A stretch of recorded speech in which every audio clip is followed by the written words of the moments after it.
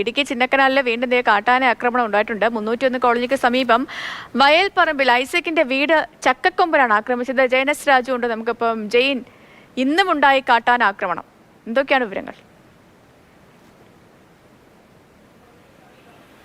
സേതു, തീർച്ചയായിട്ടും എല്ലാ ദിവസവും കാട്ടാന പ്രശ്നങ്ങൾ ഉണ്ടാക്കുന്നുണ്ട്. ചക്കക്കൊമ്പനാണ് കഴിഞ്ഞ കുറേ ദിവസങ്ങളായി വാർത്തകളിൽ നിറഞ്ഞു നിൽക്കുന്നത്.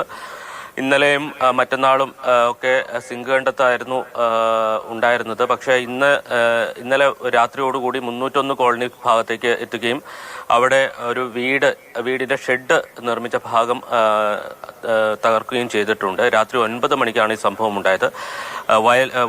വയൽപ്പറമ്പിൽ സണ്ണി എന്ന് പറയുന്ന ആളുടെ ഉടമസ്ഥതയിലുള്ള കെട്ടിടമാണ്. പക്ഷേ അവിടെ അവരൊന്നും ഉണ്ടായിരുന്നില്ല. അതുകൊണ്ട് മറ്റ് നാശനഷ്ടങ്ങൾ അല്ലെങ്കിൽ ജീവന് അല്ലെങ്കിൽ മറ്റ് പരിക്കുകളോ ഒന്നും ഉണ്ടായിട്ടില്ല.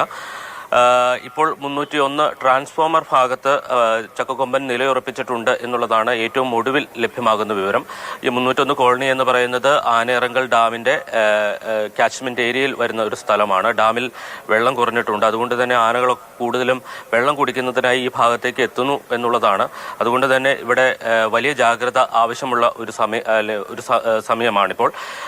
സേതു, ഇന്നൊരു അവധി ദിവസം കൂടിയാണ്. അതുകൊണ്ട് തന്നെ മലയോര മേഖലയിലേക്ക്, പ്രത്യേകിച്ച് മൂന്നാറിലേക്കൊക്കെ വിനോദസഞ്ചാരികളായി പോകുന്നവരുടെ ശ്രദ്ധയ്ക്ക് കൂടി വേണ്ടിയിട്ടാണ് ഈ കാര്യങ്ങൾ പറയുന്നത്. ആ ഭാഗത്ത് ഏത് മേഖലയിലാണ് ആനകളുള്ളത് എന്ന കാര്യം കൂടി ഞാൻ പറയാം. ഇപ്പോൾ ലോക്ഹാട്ട് മേഖലയിലാണ് പടയപ്പയുള്ളത്. അതോടൊപ്പം തന്നെ ഇൻഡോസിസ് ഫാം, KLD ബോർഡിന്റെ ഇൻഡോസിസ് ഫാം ഉണ്ട്. ആ ഭാഗത്ത് കാട്ടാനക്കൂട്ടമുണ്ട്.